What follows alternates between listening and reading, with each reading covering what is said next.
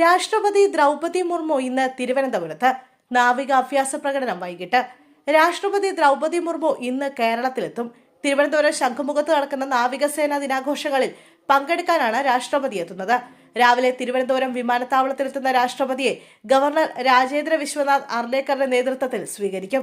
വൈകിട്ട് 4-നാണ് നാവികസേനയുടെ ശക്തി പ്രകടനം. ചടങ്ങിൽ നാവികസേനാ മേധാവി അഡ്മിറൽ ദിനേശ് കെ ത്രിപാഠി പങ്കെടുക്കും. തിരുവനന്തപുരത്ത് ആദ്യമായാണ് നാവികസേനാ ദിനാഘോഷം സംഘടിപ്പിക്കുന്നത്. 19 പ്രധാന യുദ്ധക്കപ്പലുകൾ അടക്കം 40-ലേറെ പടക്കപ്പലുകളും അന്തർവാഹിനിയും 32 പോർവിമാനങ്ങളും പങ്കെടുക്കും. INS വിക്രാന്ത് ഉൾപ്പെടെയുള്ള അത്യാധുനിക യുദ്ധക്കപ്പലുകളും യുദ്ധവിമാനങ്ങളും ഹെലികോപ്റ്ററുകളും അഭ്യാസ പ്രകടനത്തിൽ അണിനിരക്കും. INS Imphal, INS Kolkata, INS തൃശൂൽ, INS Talwar എന്നിവ ഉൾപ്പെട്ട പടക്കപ്പലുകളും തീരത്തെത്തിയിട്ടുണ്ട്.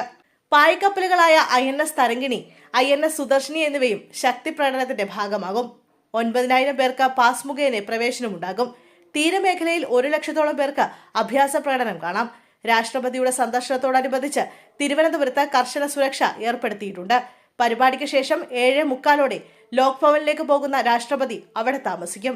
രാജ്ഭവൻ ലോക് ഭവനായ ശേഷം എത്തുന്ന ആദ്യ അതിഥിയാണ് ദ്രൗപദി മുർമു. നാളെ രാവിലെ 9:45 രാഷ്ട്രപതി ദില്ലിയിലേക്ക് തിരിക്കും.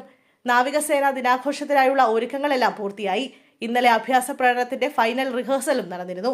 റിഹേഴ്സൽ കാണാനും നിരവധി പേരാണ് ശംഖുമുഖത്ത് എത്തിയത്. ഓപ്പറേഷൻ ഡെമോ എന്ന പേരിലാണ് നാവികസേന ദൃശ്യവിസ്മയം ഒരുക്കുക.